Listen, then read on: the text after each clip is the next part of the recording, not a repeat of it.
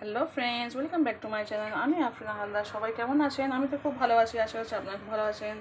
দেশের বাইরের ভিতরে যেখান থেকে দেখছেন প্লিজ একটা ছোট্ট লাইক দেওয়া শুরু করবেন। আর সাবস্ক্রাইব করে না থাকলে সাবস্ক্রাইব করে দেবেন, আর পাশে থাকা বেলটা অবশ্যই প্রেস করে দেবেন, যাতে আমি যখন নতুন ভিডিও ছাড়বো তখন আপনার মোবাইলে নোটিফিকেশন চলে যাবে আর আপনি আপনার সময় মতো ভিডিও দেখে দেবেন। তো দেখতে পাচ্ছেন আজকে আমি পেঁপে আলুটা চিংড়ি রান্না করেছি, একদম ভিন্ন স্বাদে রান্না করেছি। তো চলুন কীভাবে করেছি দেখুন। প্লিজ লাইক দিয়ে কন্টিনিউ করবো, অবশ্যই ফুল আজকে ভিডিও দেখবেন। তা আমরা অনেকেই তো পেঁপে রান্না করে খাই, কিন্তু আমি যেভাবে রান্না করছি প্লিজ একবার করে খেয়ে দেখবেন। গরম ভাতের সঙ্গে জাস্ট অসাধারণ লাগবে, আর গরম রুটির সঙ্গে তো সুন্দর লাগবে। তো চলুন দেখা যাক।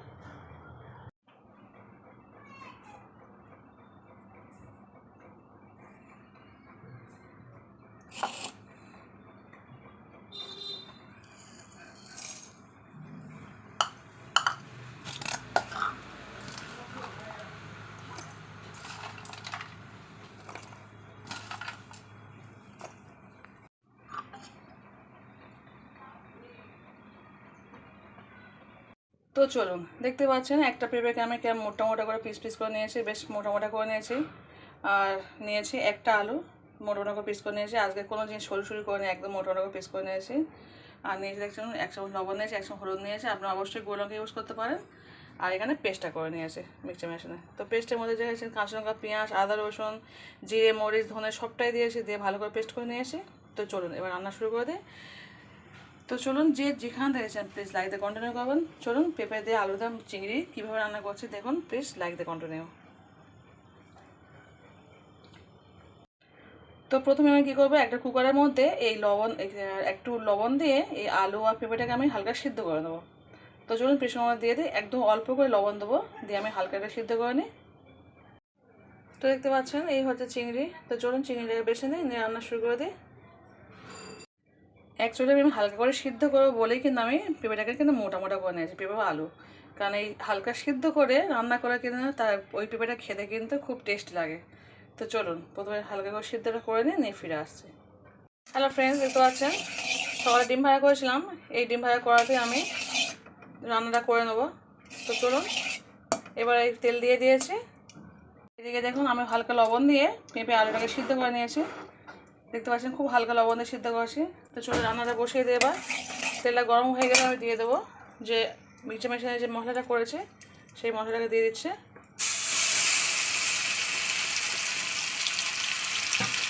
দিয়ে দিলাম মশলা।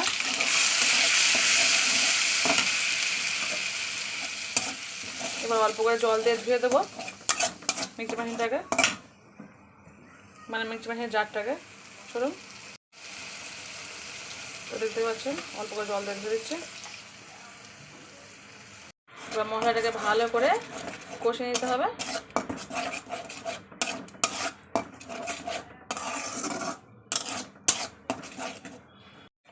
তো চলুন মশলা আমার কষানো হয়ে আসছে প্রায়।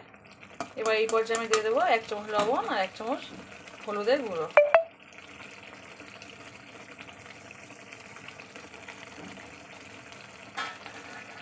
আপনারা চাইলে অবশ্যই ঝালের গুঁড়ো ইউজ করতে পারেন, কিন্তু আমি তো ঝালের গুঁড়ো খাই না, সেই কারণে লঙ্কাটা পেস্ট করে দিয়েছি আজকে।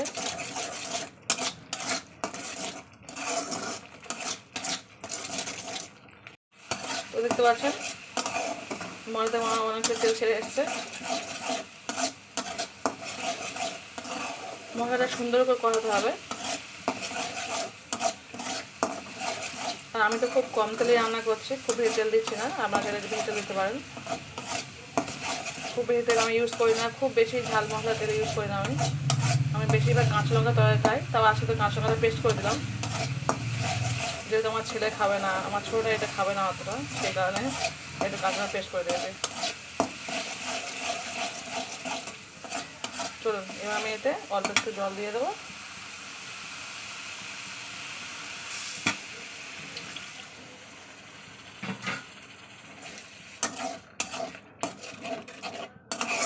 এবার দিয়ে দেবো চিংড়িটাকে, একটু ফুটে গেলে দিচ্ছি। তো দেখুন আমার কি অবস্থা হয়ে, দেখুন আমি চিংড়িটা দিয়ে দিয়েছি, সেই সময় আমি ক্যামেরাটা অন করেছি, কিন্তু বুঝতে পারিনি ক্যামেরাটা অনই হয়নি, জাস্ট ভিডিওটা খুলে রেখে দিয়েছি। পরে দেখলাম ক্যামেরা আমার অন হয়নি। তো যাই হোক, চলুন চিংড়িটা একটু কষিয়ে নিই। চিংড়ি কষানো হয়ে গেলে আমি এর উপরে ওই যে সিদ্ধ করা পেঁপে আলুটাকে দিয়ে দেবো, দিয়ে ভালো করে কষাবো। খুব বেশিক্ষণ কষাবো না, কারণ চিংড়ি সবাই জানেন খুব বেশিক্ষণ কষালে চিংড়ি শক্ত হয়ে যায়। তো চলুন দিয়ে দিচ্ছি পেঁপে আলু। এবার ভালো করে এটা কষিয়ে নেবো মশলার সঙ্গে, পেঁপে আলু কষাবো। পেঁপে আলু তো তেলের সঙ্গে ভাজা করে অনেকবারই রান্না করে দেখিয়েছি আপনার সঙ্গে, কিন্তু এরকম সিদ্ধ করে রান্না করলে খুব সময় কম লাগে, আর এই পেঁপেটা না খেতেও দারুণ লাগে। অসাধারণ একটা রেসিপি, একবার হলে বাইরে ট্রাই করে দেখবেন। এইভাবে আমি কষাবো 1 থেকে 2 মিনিট ধরে কষাবো। চলুন 1-2 মিনিট পরে আমি ফিরে আসছি। আমার যতক্ষণ না আমার এই জলটা শুকাবে ততক্ষণ আমি কষিয়ে যাবো। তো দেখতে পাচ্ছেন আমাকে তো কষাতে কষাতে জলটা অনেকটাই শুকিয়ে এসছে, আর কি দারুণ একটা ফ্লেভার বের হচ্ছে, কী বলবো। যেহেতু আদা রসুন কাঁচা জিরে মরিচ ধনে সব পেস্ট করে দিয়েছি, সেই কারণে একটা আলাদা চিংড়ি পড়লেই তো বুঝতে পারছেন চিংড়ি একটা আলাদা ফ্লেভার থাকে। তো চলুন এবার কষে কষে আমি এবার অবশ্যই গরম জল দিতে হবে। এবার দিয়ে দেবো জল। দেখতে পাচ্ছেন কষানো হয়ে গেছে। খুব হালকা পলা রান্না, কাঁচা লঙ্কাটা আপনারা বেটে না দিয়ে এমনিও দিতে পারেন। আমি আজকে একটু ইচ্ছে করে বেটে দিয়েছি, কারণ যেহেতু খুব তেলে আমি রান্না করছি না, একটু ঝালের মতো খেতে হওয়া লাগে। তো চলুন কষানো হয়ে গেছে, এবার আমি একটু জল দিয়ে দেবো। একদম মাখো মাখো রান্না হবে, একদমই ঝোল হবে না, একদম মাখো মাখো রান্না হবে। এটা গরম গরম রুটি, গরম গরম ভাত, যা কিছু খেতে পারেন। এবার এটা ভালো করে ফুটবে, ফুটলে আমার রান্না কমপ্লিট। চলুন আর একটু জল দিয়ে দিই অল্প করে, ব্যাস হয়ে গেছে। চাপা দিয়েছি, ফিরে আসবো পুরো 5 মিনিট পরে। 5 মিনিটের মধ্যে রান্না কমপ্লিট আমার। দেখতে পাচ্ছেন কত, টোটাল 10 মিনিট লাগলো। যদি আমার জিনিসটা সিদ্ধ হয়ে থাকে পেঁপে আলুটা রান্না করতে দেখুন 10 মিনিট, 5 মিনিট লেগেছে আমার কষাতে মশলা, আর 5 মিনিট হবে সবজি এটা ফোটাতে। তো চলুন চাপা দিয়ে দিই, পরে ফিরে আসছে। তো দেখতে পাচ্ছেন চাপা দিয়েছে, ফিরে আসবে পুরো 5 মিনিট পরে। হ্যালো ফ্রেন্ডস, ফিরে আসছে পুরো 7 মিনিট পরে। দেখতে পাচ্ছেন কতটা মাখো মাখো হয়েছে আর কত সুন্দর জিনিসটা হয়ে গেছে। আমি 5 মিনিট পর খুলেছিলাম, দেখলাম একটু জল আছে, সেখানে আমি আবার ঢাকনাটা বন্ধ করে দিয়েছি। তো 7 মিনিট পুরো লাগলো আমার জলটা সম্পূর্ণভাবে শুকাতে।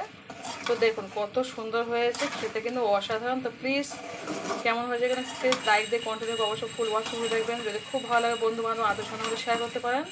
তো আজকে রেসিপিটি কেমন হয়েছে অবশ্যই করে কমেন্ট করে বলবেন। তো আজকে পর্যন্ত বিদায় দিলাম, টাটা বাই, আল্লাহ হাফিজ। পরে নতুন কোনো রেসিপি ফিরে আসবো, টাটা। তো চলুন আমি আপনাকে পরিবেশন করে দেখাচ্ছি কেমন হয়েছে।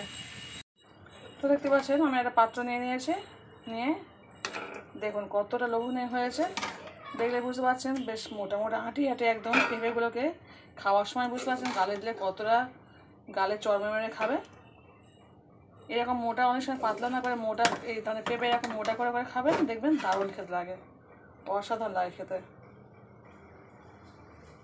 আমি তো মাঝে মধ্যে এইভাবে রান্না করে খাই, তো সেই কারণে আপনার সঙ্গে আজকে শেয়ার করলাম একটু। একদম মাখো মাখো করে রান্না করবেন, খেতে কিন্তু দুর্দান্ত লাগে।